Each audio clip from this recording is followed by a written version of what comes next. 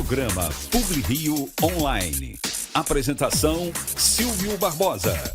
Oferecimento Rio Esporte Barbearia, a sua barbearia no Shopping Downtown Barra e Visconde de Pirajá 602, Ipanema.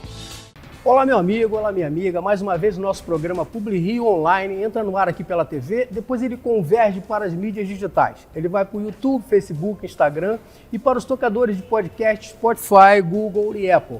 E também ele reprisa na Rádio 98 FM, todos os domingos às 16 horas, que ele faz aquele simulcast, ou seja, um sistema simultâneo. Ele está no ar na TV, ele está no ar no YouTube e ele está no ar também na Rádio 98 FM. Bom, minha gente, eu estou trazendo aqui um dos nomes da nova geração política do Rio de Janeiro. É verdade, ele foi eleito em 2014, se eu não me engano, com mais de 119 mil e alguns votos, né? Um homem realmente com muito sucesso, da nova juventude, que eu estou trazendo para vocês, o Marco Antônio Neves Cabral. Marco Cabral, tudo bem, Marcos? Silvio, prazer grande, querido. Para mim é uma honra muito grande estar aqui sendo entrevistado por você, no teu programa que eu já sou fã, que eu já sou espectador do PubliRio Online, já te sigo lá nas redes sociais há algum tempo, e para mim é uma honra estar aqui. Meu pai esteve aqui recentemente, verdade. E ficou muito feliz com a entrevista. Então, um prazer estar aí falando com vocês. A gente está tendo esse bate-papo aqui. Ô Marcos, você foi eleito em 2014, se eu não me engano, com 119 mil e alguns votos. O que você acredita que mais motivou essa tua votação? Olha, Silvio, primeiro assim, eu sempre fui militante, né? Eu acho que a política, o mandato eletivo é uma consequência. Eu sempre militei muito na causa pública. Eu comecei no Colégio Santo Inácio, colégio que eu sempre estudei. Em 2008, eu me tornei presidente do Grêmio do Colégio Santo Inácio, sucedendo o hoje secretário de Ordem Pública do prefeito Eduardo Paes, o delegado Breno Carnevale, que é um querido amigo. Ele esteve aqui no programa. O Breno, ele era do Santo Inácio e o Breno foi meu... Eu disputei chapa contra o Breno, né? Acabei perdendo aquela eleição. Eu era no primeiro ano, né, do colégio, no ensino médio. E aí no segundo ano eu disputei e ganhei a eleição e fiquei na presidência do Grêmio. Ali naquela presidência, nós fizemos um movimento muito importante sobre o vestibular da UERJ na época. Fomos até recebidos pelos secretários de Estado. Então, depois fizemos outros movimentos que deram repercussão. Fui participar do DCE da PUC, quando eu fui fazer faculdade de Direito, no ano de 2009. Foi quando eu conheci um querido irmão, querido amigo, o deputado federal Marcelo Queiroz, que era presidente do Diretório Acadêmico de Estudantes da PUC. E ali também continuei essa militância estudantil. Paralelo a isso, eu peguei a juventude do MDB, que na época estava muito paralisada, assim, e a gente conseguiu fazer a nova juventude do MDB. A gente participou de diversos congressos da UNE, congressos no Brasil inteiro. Por exemplo, o Igor Normando, que hoje é prefeito de Belém, era da juventude do MDB na época. O Gabriel Souza, que hoje é vice-governador no Rio Grande do Sul, era também da juventude do MDB na época. O Renan Filho, que hoje é ministro do Transporte, o Hugo Mota, que hoje é presidente da Câmara, todos eles eram da juventude do MDB naquela época. Então foi um momento assim, muito bacana, a gente conseguiu aprovar o Estatuto da Juventude Nacional, que estava há mais de 20 anos tramitando no Congresso. E aí em 2014, vem as eleições, né? Eu tinha 23 anos de idade na época, mas já fazia essa militância política já desde os meus 15 anos de idade. E aí era o momento que meu pai estava saindo do governo, né? Era o último ano dele como governador. Ele saiu em abril de 2014 para dar mais espaço ali de poder ao Pezão. Estava bem pra caramba na época. Exatamente. Em 2013 foi um ano difícil. Em 2013 foi um dos Black Blocs. A gente está aqui no Palácio Tiradentes, né? Que foi invadido pelos Black Blocs, quebraram esse palácio aqui todo. Estava aquele momento muito...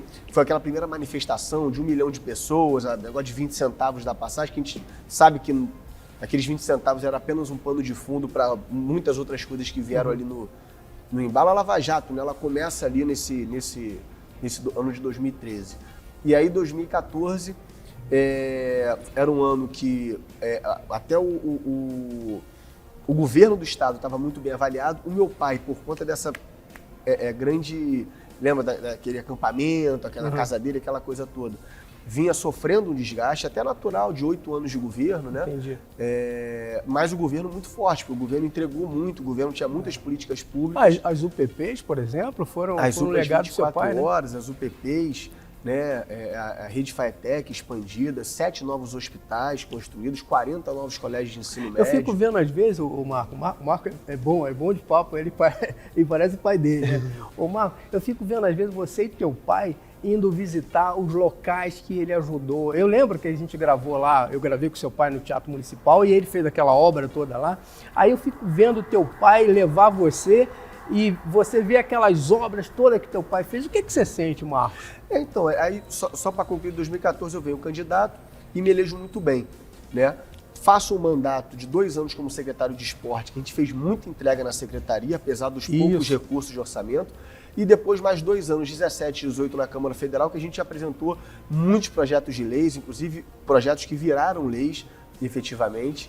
E 2018 foi um ano muito atípico. Eu não consegui a reeleição porque fui muito perseguido, né, na questão midiática, perseguido, enfim, no momento ali... Mas foi outro momento, um né, momento Marcos? difícil por conta de toda aquela pressão e também, né, o bolsonarismo ele veio varrendo, né, um voto de todo mundo da política, né, então foi um ano muito difícil. Mas, voltando à questão que você falou das idas com meu pai aos lugares, isso é muito importante, porque se você for pegar, por exemplo, um jovem hoje de 25 anos de idade, quando meu pai saiu do governo, esse jovem tinha 15 anos. Né? Então, até para a nova geração, é importante essa andança nesse legado do governo Cabral, porque o governo Cabral, queira você, queira não, né? Tem pessoas que gostam, tem pessoas que não gostam, mas como todo mundo. Como todo mundo, né? Não existe unanimidade. Nem Cristo foi unânime. Então, assim, mas foi um governo de muita entrega, de muita realização. E de 10 anos para cá, infelizmente, a gente teve, não estou aqui falando de nenhum governo específico, nada, mas você teve poucas entregas por parte do governo do Estado, né, a nível até no interior do Estado, região metropolitana, capital. Então, assim, é importante revisitar, por quê? Porque são equipamentos, né, são obras que estão aí até hoje. Por exemplo, as 10 novas estações de metrô que foram inauguradas, você nunca teve um problema numa estação dessa, você nunca teve nada assim, Agora, estação Marco, rachou, quebrou. Você sabe, Marco, que a gente viaja, eu sei que você viaja também, a gente viaja para outros lugares, eu vou para os Estados Unidos, vou para Londres, vou para a Europa, você vê que a estação do metrô, por exemplo, mas é muito mais antiga, Londres, a estação de metrô é muito mais antiga, aí Nova York é muito mais...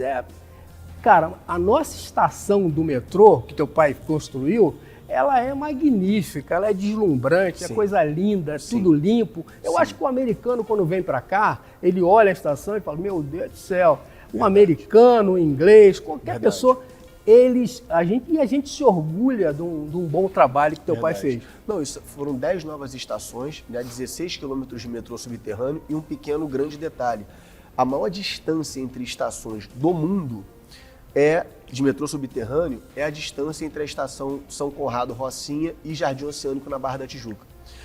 E uma obra muito complexa, porque passa, né, o trajeto todo dessas estações passa por um terreno que tem muita água, né? Então, porque é beira da água ali praticamente, né? Então é uma obra muito difícil. E detalhe, tá? Muito menos custosa, por exemplo, que a linha 6 de São Paulo, né? A obra do metrô do Rio, ela foi muito menos custosa que comparativamente a várias obras de metrô, não só no Brasil, como no mundo todo. Isso é importante ser frisado. E são legados, por exemplo, nós fomos recentemente ao Hospital da Criança em Vila Valqueire. O Hospital da Criança já operou, vou chutar aqui um número, mas acredito que seja um número verídico, mais de 5.000 crianças no estado do Rio de Janeiro, se não seja um número muito maior que isso. E em todo o estado, eu fui lá com meu pai, por exemplo, fazer um vídeo recentemente, tinha uma família de Maricá, né, que o filho nasceu com um pé atrofiado e o filho está desde do nascimento, ele hoje deve ter cerca de 8, 9 anos, o garoto, desde então sendo tratado gratuitamente pelo Hospital da Criança, que ali o Hospital da Criança é gerido pela organização social da Rede Dor. O mesmo médico que opera o Hospital da Criança, ele opera no Copador, no Barra D'Or. Então, hospital de referência. E assim como ele, você tem o Instituto do Cérebro aqui no centro da cidade, você tem diversos outros hospitais. Aí eu fico imaginando, Silvio, por exemplo, numa pandemia como nós vivemos, o que seria da população sem esses 7 hospitais novos e as 53 UPAs 24 horas? Como o número de óbitos iria ser infinitamente maior do que foi. Verdade. Então, são legados que estão aí até hoje. Não é aquela obrinha feita de qualquer jeito, entregue de qualquer jeito, meia bomba, e que acaba o governo, aquilo acaba. Não, está aí até hoje. É verdade, é verdade. Agora, ô Marco, eu vi você, teu pai, falando sobre, parece que quando o Papa esteve aqui no Rio, teu pai era governador, se eu não me engano, e você também já estava naquela época lá participando. Que você chegou a falar com o Papa naquela ocasião? Olha, falei com ele rapidamente, né, até na sala do meu pai, no Palácio Guanabara. Tem uma foto de vocês aqui, eu vou mostrar. Sim, ele foi a única vez que um Papa fez um discurso num palácio de governo. Foi o discurso que o Papa Francisco fez no salão, no Jardim de Primavera do Palácio Guanabara, por conta da Jornada Mundial da Juventude, né? Foi um grande evento, um dos grandes eventos que nós conseguimos trazer para o estado do Rio, Jornada Mundial da Juventude, Copa do Mundo, Copa das Confederações, Olimpíadas, Jogos Mundiais Militares, né? E o Papa esteve conosco e, assim, é um dos maiores líderes religiosos de todos os tempos, né? Então, aquela presença muito forte, muito impactante dele. Mas, e assim, foi um prazer inenarrável ter a oportunidade, mesmo que rapidamente, de cumprimentá-lo e receber a benção dele ali. Agora, Marcos, uma coisa que todo mundo basicamente se preocupa aqui na cidade do Rio de Janeiro, no estado do Rio de Janeiro, é a segurança pública. Na sua visão, o que pode ser feito para melhorar a segurança pública no estado do Rio de Janeiro? Primeira coisa, na minha opinião, Silvio, é você despolitizar a área da segurança pública. Não existe segurança pública com indicação política, né? Eu não estou aqui afirmando se há ou não há indicação política hoje no Rio de Janeiro, mas isso é uma coisa em qualquer lugar do mundo. Você não pode ter uma polícia que não tenha autonomia, né? Acho que isso é uma coisa principal. Depois disso, no Rio de Janeiro, você tem hoje muitos territórios que são dominados por facções criminosas. E essas facções hoje, o tráfico de drogas virou uma atividade secundária. A exploração territorial é o carro forte. Então, ele te obriga a comprar o gás, ele te obriga a comprar a internet e a televisão, os canais, enfim, de TV. Ele te obriga a questão do mototáxi. Tudo isso gera renda para aquela facção que é o transporte alternativo. Tudo isso gera renda, fora o próprio dinheiro que o comerciante mensalmente tem que dar. Então, tudo isso gera uma renda muito forte para a facção criminosa e, além disso, tem a droga, né? Então, se você não retoma esses territórios, fica impossível você ter uma melhora na segurança pública. A retomada dos territórios é algo, assim, fundamental para que você tenha uma melhora efetiva na segurança. Não adianta você aumentar ostensivamente o patrulhamento, o policiamento no asfalto, como dizem, né, nos bairros, se você não tem nas áreas conflagradas um policiamento, né? Não adianta, porque vai ser um enxuga-gelo eterno. E o policial, coitado, ele entra numa comunidade, troca tiros, ele se põe em risco, ele coloca o morador em risco e ele sai dali e amanhã, não é assim, um mês depois não, no dia seguinte você tem a boca de fumo ali, você tem os bandidos ali, mesma coisa. Então assim, se você não tem ocupação territorial, como foi a questão da unidade de polícia pacificadora, esquece, nunca vai melhorar aqui o Rio de Janeiro. Agora, a gente falou de segurança pública, que é um detalhe que a população realmente, todo mundo se preocupa. Hoje em dia está muito violento, as coisas muito violentas, né? Eu moro lá no Recreio, tem duas facções, segundo o Tino Júnior, tem duas facções lá que comandam lá o Recreio dos Bandeirantes. Ontem mesmo teve um cara que foi morto lá numa comunidade. Eu fico preocupado, mas também tem uma outra ansiedade, outro problema da população, que é a parte de saúde, o Marco Antônio. E a parte de saúde, como é que você vê? Porque eu sei que os hospitais que teu pai ajudou a fazê-los, alguns, Eu queria que você falasse sobre isso. Olha, a saúde pública no Brasil, comparada a outros países, de uma forma ampla, né, eu estou falando, o nosso SUS, né, uma saúde pública é muito melhor que muitos países, até desenvolvidos. É verdade. Você tem eu tive, pra você ter uma ideia, eu tive em Londres, eu entrevistei o pessoal da BBC de Londres, que a minha pesquisa de doutorado foi sobre rádio, então, e eles falavam que elogiavam muito o SUS, né? Muito o SUS. É isso. Então, você assim, tem total razão. A gente tem um serviço de saúde muito bom. Só que, claro, você tem uma fila grande, uma demora para consulta, uma demora para exame, uma demora para cirurgia. Mas e saúde é uma coisa que quanto mais você investe, mais você tem que investir, né?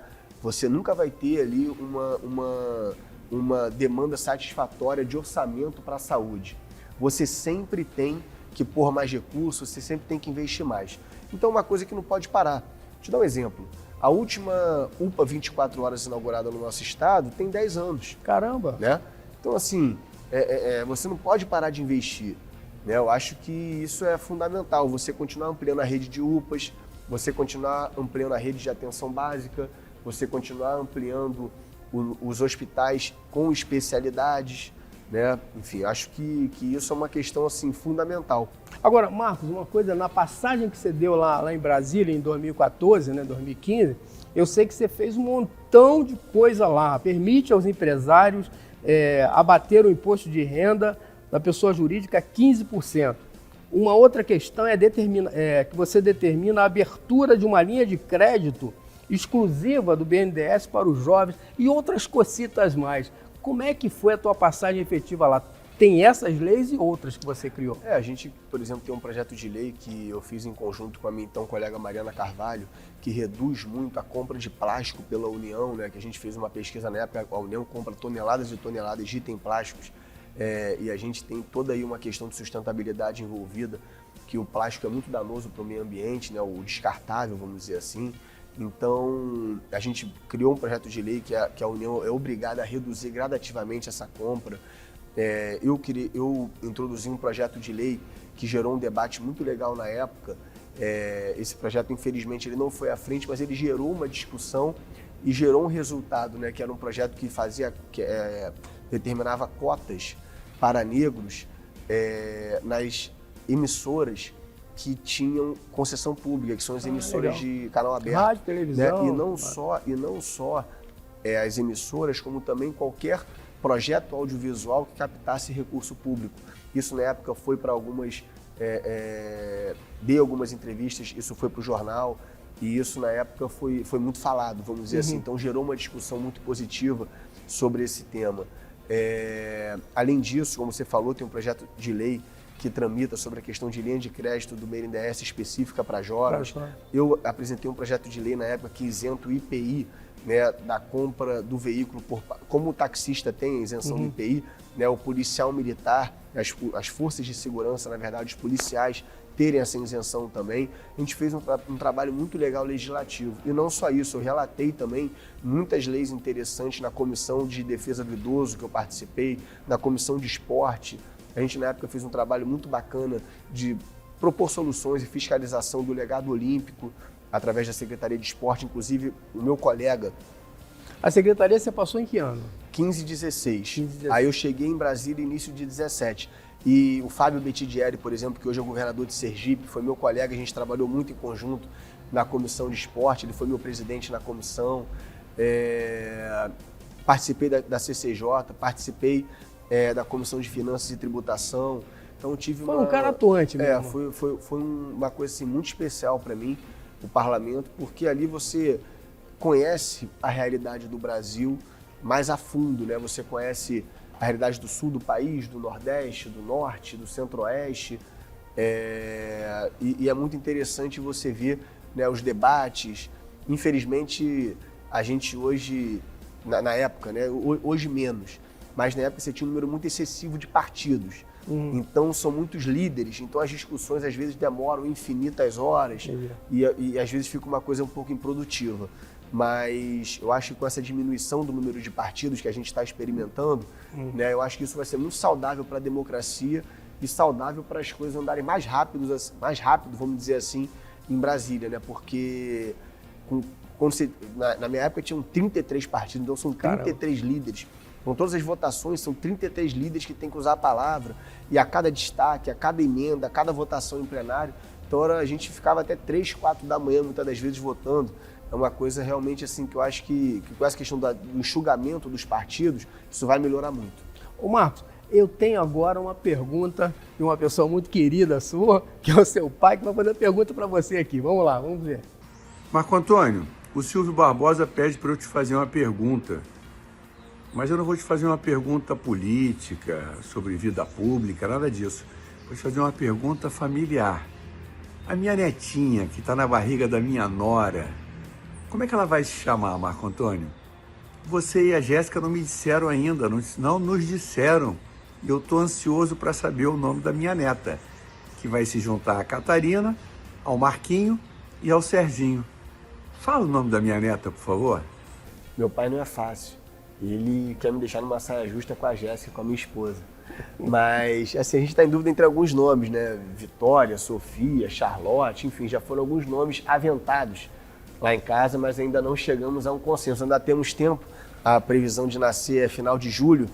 É minha terceira filha, né? Na verdade, meu terceiro filho. Eu tenho um filho, Marco Antônio, de 7 anos, a Catarina, de 5 anos. E agora está vindo essa menina que ainda vamos decidir o nome em breve, agora final de julho. Deixou ele, continuou curioso. Exatamente, ele me pergunta todo dia. Mas você sabe, Silvio, que quem manda é a mulher, né? Então, eu sei disso. É que a palavra, quem bate o martelo é a mulher, e ela ainda não decidiu, então não está decidida ainda. Ô Marco, eu quero aproveitar e mandar para sua esposa aqui as flores da Camélia Flores aqui. Meu grande amigo Álvaro da Camélia Flores. Isso aí, ele mandou para você também. Poxa, aí sim. Ele é um querido irmão. Muito obrigado pelo carinho, obrigado, Jéssica, aqui ó. Olha o carinho aqui do nosso Silvio, do nosso Álvaro e Alvinho, né? O Alvinho é muito amigo meu e sempre que eu tenho um aniversário de namoro, casamento, enfim, eu sempre peço para ele umas flores bacanas, ele sempre manda lá para casa, então fica aqui muito obrigado a Camélia Flores, que não quero assim desdenhar das outras, né? Mas show de bola. É melhor do Rio de Janeiro, sem sombra de dúvida, a Camélia Flores. Marcos, eu quero aproveitar e agradecer aqui a presidência da LERJ, né? Através do Rodrigo Bacelar, porque ele cedeu a gente aqui o Salão Nobre do Palácio Tiradentes para a gente fazer a gravação. Ele é até convidado, né? Eu sei que parece que você trabalha lá com ele lá. Exatamente. Como é que você vê essa presidência que está dando esse resultado aí do Bacelar, do Rodrigo Bacelar? Olha, eu vou te falar, Silvio, assim, eu conheço já o Rodrigo há bastante tempo. Hoje eu tenho a honra de estar assessorando ele aqui na presidência da casa. Essa casa que eu entrei aqui a primeira vez com 4, 5 anos de idade, quando meu pai assumiu a presidência em 1995. A primeira lembrança que eu tenho aqui é de uma sessão solene dos 100 anos do Vasco da Gama, em 98. Eu tinha 7 anos de idade e veio o time todo do Vasco. Na época o Vasco tinha um time, né, gente? Assim, não queremos falar mal do time atual, mas está muito complicado. Na época era um timaço, campeão da Libertadores. Você é vascaíno que nem teu pai. Exatamente. Que nem teu avô também. Exatamente. E meu filho também, a família toda. Então, assim, é um local que eu tenho um carinho muito grande, enfim, um respeito muito grande. E o Rodrigo, o nosso presidente Rodrigo Bacelar, tem feito uma presidência muito plural, uma presidência em que ele ouve a todos, independente se é do PL, se é do PSOL, se é do PT, se é do União Brasil, que é o partido dele. Tanto que isso resultou na primeira vez, né, em que o presidente recebeu a totalidade, né, 70 votos. Né, não teve um deputado que votou contra ele na reeleição agora a presidente. E eu acredito, Silvio, que o Rodrigo Bacelar é o melhor nome para disputar, ano que vem, a candidatura ao governo do estado do Rio de Janeiro, por 2 motivos. Ele agrega, né? Primeiro, é exatamente esse. Ele agrega, ele sabe ouvir, ele é um cara que tem uma humildade muito grande de escutar, de ouvir, de fazer a convergência, porque a política é a convergência, você pegar as pessoas que pensam diferente e tentar achar um caminho e convergir. E ele é muito bom nisso. E a segunda questão é que ele conhece profundamente, né, o estado do Rio de Janeiro, as demandas do estado do Rio de Janeiro e principalmente, né, fora da capital, a Baixada, a região metropolitana e o interior do estado, que são locais que mais demandam do serviço público. E o Rodrigo tem essa sensibilidade tem esse compromisso. Então, assim, eu vejo ele como um jovem muito promissor. Eu acredito muito que no ano que vem ele vai conseguir agrupar um número grande de partidos em torno da candidatura dele. E é isso, quero agradecê-lo por ele ter cedido o espaço aqui para a nossa entrevista. Pô, eu agradeço imensamente ao Rodrigo, porque ele já não é a primeira vez, acho que é a terceira vez que a gente grava aqui. E eu já convidei o Rodrigo várias vezes. Pô, você tá se compromete comigo de trazê-lo aqui, com ele. Tá bom? Forte grande abraço para você, muito obrigado. Senhor. Obrigado, presidente. Valeu, obrigado. Um abração. Valeu. Programa Publi Rio Online. Apresentação Silvio Barbosa. Hoje eu vou sair de casa pra comer peixe na brasa, o melhor peixe do Rio sem nenhum favor. Onde é que é? Toca da Traíra, estado na brasa, o melhor peixe do Rio. Toca da Traíra, o melhor peixe do Rio. Estilo, cuidado e uma experiência única. Na Rio Esporte Barbearia, você encontra tudo para elevar seu visual. Do clássico ao contemporâneo, cortes precisos, barbas bem feitas, hidratação capilar e um atendimento diferenciado. E no Shopping Downtown temos também serviço de podologia, porque seu cuidado vai além do cabelo. 2 unidades prontas para te atender com qualidade e estilo. Rio Esporte Barbearia, o seu estilo começa aqui. Oportunidade imperdível no Recreio dos Bandeirantes. Treine com o sensei Hugo Arrigoni, que com uma vida dedicada ao karatê, tem sabedoria inestimável para compartilhar com as novas gerações. Além de habilidades de autodefesa, fortaleça mente e corpo. Perfeito para adultos, homens, mulheres e crianças. Aulas às segundas e quartas às 19 horas. Vagas limitadas. Descubra, evolua, inscreva-se agora.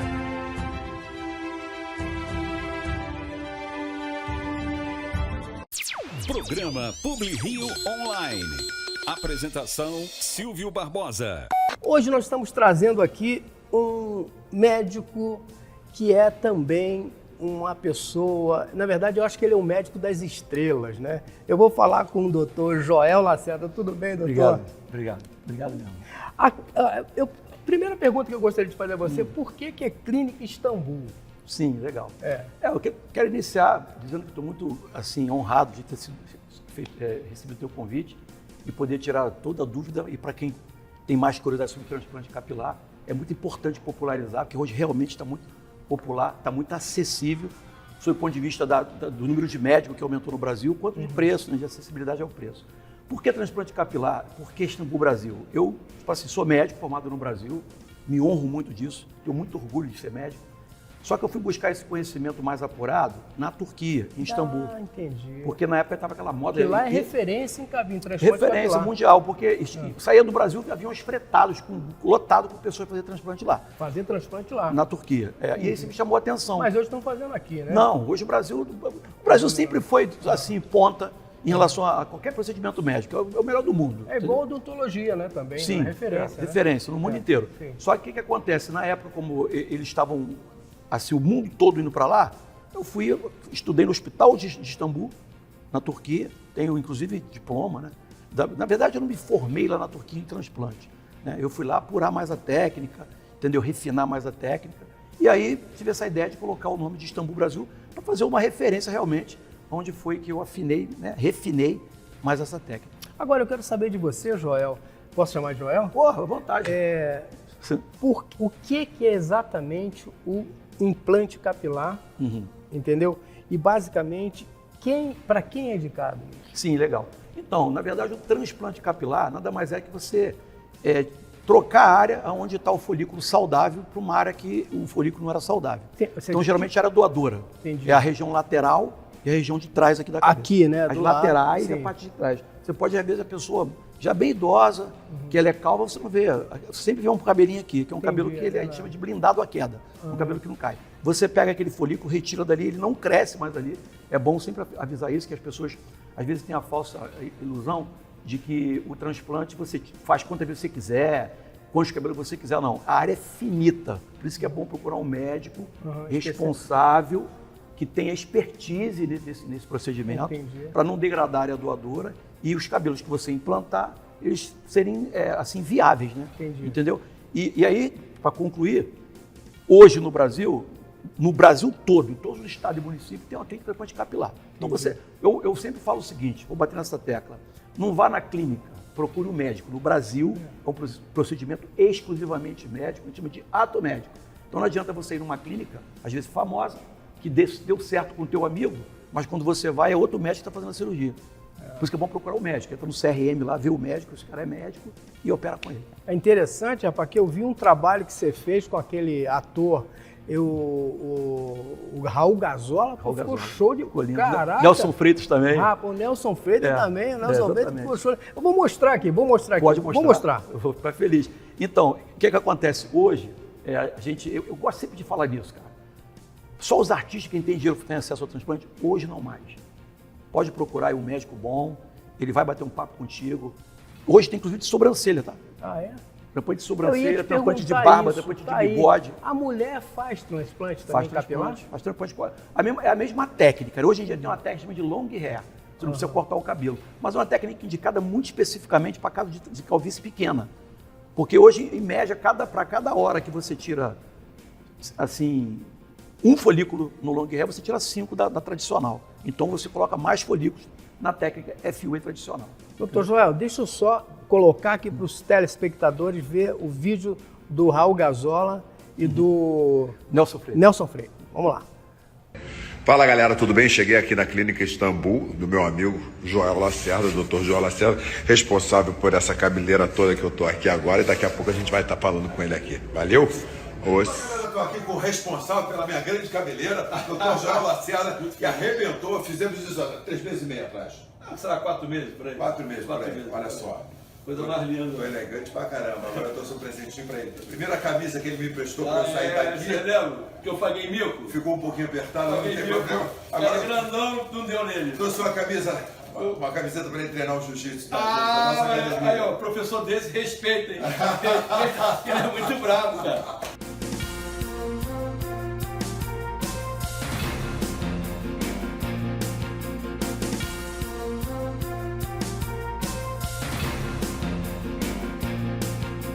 Porra, mas ficou muito bom, muito hein? Bom, meu. graças a Deus. Dá pra fazer no meu? Com certeza. O meu tá me rareando aqui, peraí. Então, com certeza. O que acontece?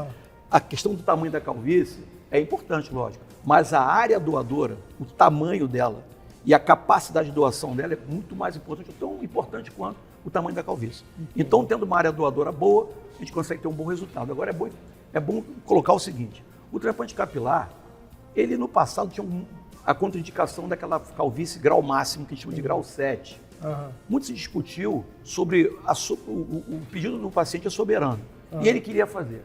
Então, o que você não pode é mentir para o paciente. Você não pode deixar que ele... Às vezes nem mentir, mas você deixar que ele crie uma falsa expectativa. Entendi. Então, olha só, uma coisa é ter um resultado todo fechado. Outra coisa é a gente fazer uma frontal bacana e a coroa ficar ralinha. E então você discute. Vai ficar feliz? Ele, pô, doutor, vou. Eu sempre brinco, então vem que é sucesso.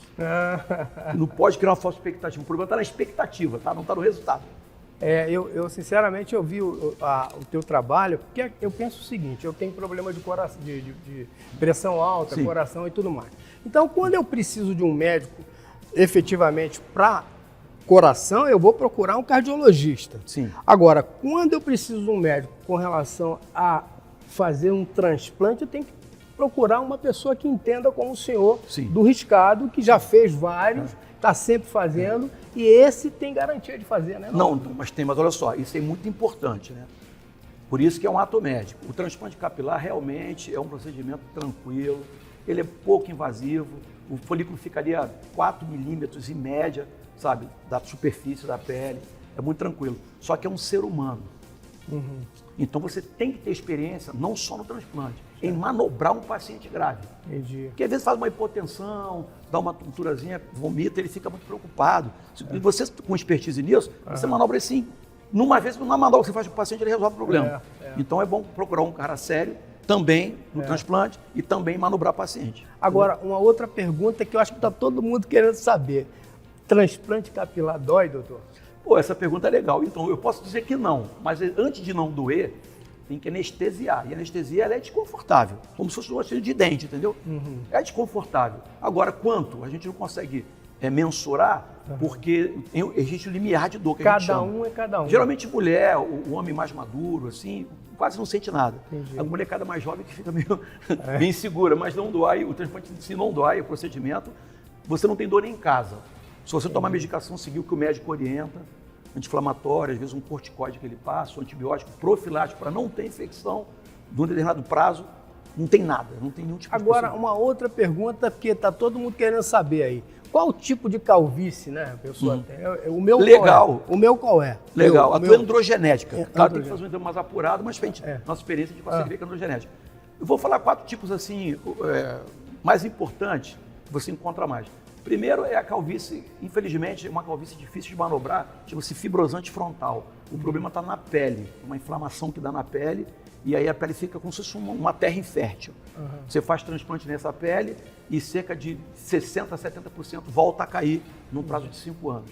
Difícil manobrar. Tem a alopecia areata, que ela é autoimune, tem a ver com estresse, com essas coisas, só que ela se resolve sozinha, muitas das vezes. Entendeu? Tem a por tração.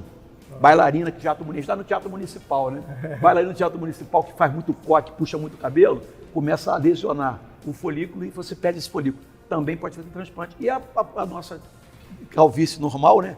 Que a gente chama de brincadeira de careca e tal, que é essa androgenética, é a minha, o meu tem um transplante, do nosso amigo Silvio Barbosa aqui, que a gente faz o transplante e fica muito lindo. Eu vou fazer um transplante amanhã. Eu preciso ter algum cuidado pré-operatório? Sim, sempre tem, né? Tipo assim, a gente pede geralmente, quando o paciente ele é diabético, não compensado, às vezes cardiopata, é bom ter um risco cirúrgico. Entendi. Né? Risco cirúrgico. O Gazola é o meu maior modelo, né? Ele tem, se não me engano, 4 ou 5 stents. Caramba! 6 infartos. Meu entendeu? Jesus, amado. Fez tranquilão. Mas não é indicado para todo mundo. Ele é atleta, jiu-jitsu todo dia pega kitesurf, o cara é esportista. Aí, vou mandar um recado pro Gazola. Bota aqui, a câmera minha. Aí, Gazola, vamos fazer um Jucomitê. Falou? Eu e você. Vamos ver se você é bom desafio. mesmo. Nós dois, tá desafiado, hein? Vamos fazer um Jucomitê junto. Ele é bom. Então, ele é um exemplo disso. vai pegar. Exemplo, o paciente que é rígido, às vezes novo, esportista, a gente faz um exame de sangue, faz uma anamnese detalhada, né? Faz um exame de sangue, geralmente pede-se hemograma completo, para ver se tem algum tipo de anemia, algum tipo de infecção, pede o coagulograma, tempo de coagulação, e é bom pedir sorologia, HIV, hepatite, né? Essas coisas. Eu vou ter que fazer isso tudo para fazer um transplante. Vai, é o certo, né? Vamos trabalhar certinho com segurança.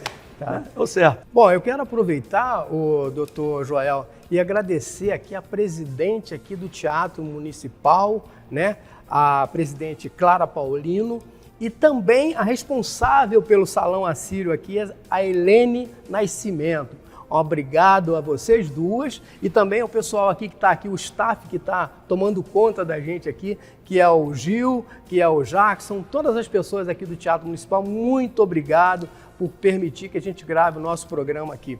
Mas, doutor, a gente estava falando sobre pré-operatório, não foi isso? Pré-operatório. Aí, pois é. Agora, e os resultados são naturais? Porque eu fiquei pensando, me falaram que eu vi uma gravação que aí você parece que tira um pouco dos cabelos da pessoa para depois fazer o implante, não é isso? Na região calva. Então, quanto ao resultado, a gente tem que agradecer muito os médicos, muito a engenharia como um todo, né? Aos físicos, porque a gente sempre soube, há muitos anos, que conseguiria chegar nesse resultado, que faltava era equipamento. Entendi. Então, é equipamento que veio refinando ao longo do tempo. No passado, cortava-se, a gente chamava de put, até hoje, alguns médicos ainda usam. Tira uma faixa da região doadora, coloca numa mesa, né? E você fica cortando ali com bisturi os bulbos, a gente chama de enxertos. Então não era muito refinado. Depois veio o famoso punch, que é uma lâmina circular de aço cirúrgico, bem afinada, só que era de 3 milímetros, 4, 5 milímetros. Então ficava um tufo na cabeça. Hoje a gente tem lâmina, eu tenho na minha clínica, né? Lâmina de 0,7 milímetros, que aí só cabe praticamente aquele bulbo, entendeu? Então quando você retira o bulbo isolado, por isso que a técnica é FUE, né? Retirada unitária de folículo, né? Extração unitária de folículo. Quando você tira essa técnica, você na incisão, você já dá angulação, direção e profundidade. Então fica muito natural, cara. É muito natural hoje em dia. São as técnicas da cirurgia, basicamente. Que foram ao longo do tempo se modernizando. Não tem um médico dono da técnica, não tem uma pessoa que inventou. Ela veio se desenvolvendo com vários médicos no mundo inteiro ao longo do tempo. Bom, aí fiz o transplante. Vou lá na tua clínica, vou lá na clínica Istambul. Chego lá, doutor, cheguei, tô cheio de bola, já fiz meu exame, tá tudo certinho, minha pressão tá show de bola. Aí deitei lá para você começar a fazer. Aí você fez brilhantemente, demorou mais ou menos 2, 3, 4, 5 horas. Aí eu vou para casa. Eu quero saber o seguinte, os cuidados depois da cirurgia, como é que é? É importante falar do tempo cirúrgico, tá? Uma calvície, a gente, na nossa clínica, na Istambul Brasil, a gente costuma fazer sempre mega sessão, que a gente chama. Entendi. Nosso paciente é aquele perfil, né? Um vai indicando o outro, calvície muito grande. E a gente sempre tira aí 4, 5, 6 mil folículos. Então é uma cirurgia de quase 8 horas. Entendi. Só que ela é desmembrada em etapas. Primeira etapa de extração, o paciente vai do banheiro se for preciso, com proteção, com tudo, né? Para não ter nenhum tipo de infecção. Depois ele vai ter a fase de incisões, ele se alimenta, inclusive.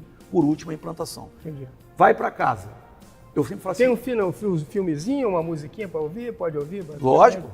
Tem gente que até dorme. Não, né? Fica com o controle remoto botando o que ele quiser lá. Tem gente que até dorme, né? Se quiser, sim. Lá, se quiser dormir, dorme. Se não quiser, a gente fica batendo... A gente chama de resenha, né? Passa a tarde com a gente. É agradável. Batendo um papo e executando um transplante. Vai para casa, os 2 primeiros dias, hoje, amanhã, não pode molhar nem tocar no folículo. Entendi. Essa é a grande preocupação, não tocar no folículo. Aí depois, com 5 dias, o rosto enche um pouquinho, por conta que a gente coloca um líquido na região que a gente vai trabalhar, e esse líquido, pela gravidade, ele desce, não tem dor, não tem nada. 5 dias, no 7º dia o folículo já está preso, fixado na cicatrização, e aí no 8º o paciente está de alta praticamente. Mais ou menos quantos folículos são implantados numa cirurgia? Depende do tamanho da calvície, da necessidade e da capacidade da área doadora. A minha é pequenininha, então... Não, então, a tua calvície ela comporta até 10 mil folículos se quiser, mas não tem. A gente vai ficar ali com 3.500, 4, mais ou menos. Olha só, medicina não é matemática, a gente não pode nem prometer resultado, tá? Não se promete resultado. Mas na nossa experiência... Mas você sabe que eu tenho visto na rede, eu tenho visto esses depoimentos, porque a gente vê os depoimentos, né, na verdade. Sim. A gente vê os depoimentos de artistas, de pessoas que foram lá, fizeram, se deram bem. E outro detalhe, me parece, a gente tem como dividir, se o cara chega lá e fala assim, eu precisava, não sei se tem. Tem como você dividir. Então é bom colocar assim, a medicina, cara, ela não pode ser mercantilista. Hoje muito se vê isso. Não é, pois é. Mas hoje em dia, com a lei de livre comércio, essas coisas todas, a empresa ela pode parcelar, ela não pode se associar a nenhuma empresa de cartão de crédito, de seguradora, essas coisas. Mas se tiver capacidade financeira e puder suportar o parcelamento, é legal, é legítimo e muito se faz hoje em dia. Consegue sim ter acesso com relação ao pagamento. Agora, uma cirurgia só basicamente resolve? Depende de cada caso? Depende de cada caso. Às vezes não resolve, ou às vezes o paciente fica tão feliz, que é tão tranquilo, fica tão bonito que ele quer fazer mais. Aí ele quer ostentar, fazer mais de uma. Agora, como é que é? Eu tiro geralmente, por exemplo, você já falou, você deu um... Região lateral. Tira da região lateral e implanta, né? Aí você dá uma anestesia para ficar uma coisa mais... Não, anestesia para não doer, né? Para não doer. Para não doer. Mas aí, nas incisões, que a gente posiciona o fio. Porque o fio tem angulação, tem direção e profundidade, né? Para não ficar todo para dentro e muito para fora. Agora, eu queria fazer um flamenguista, se eu tivesse... Fala nisso, Flamengo. O deputado Bandeira de Mello vai vir aí e ele é calvo. Vou sugerir que ele faça um implante lá. Eu como bom flamenguista, né? Agora, você falou que existe implante de sobrancelha. Isso é novo ou já vem... Não é novo.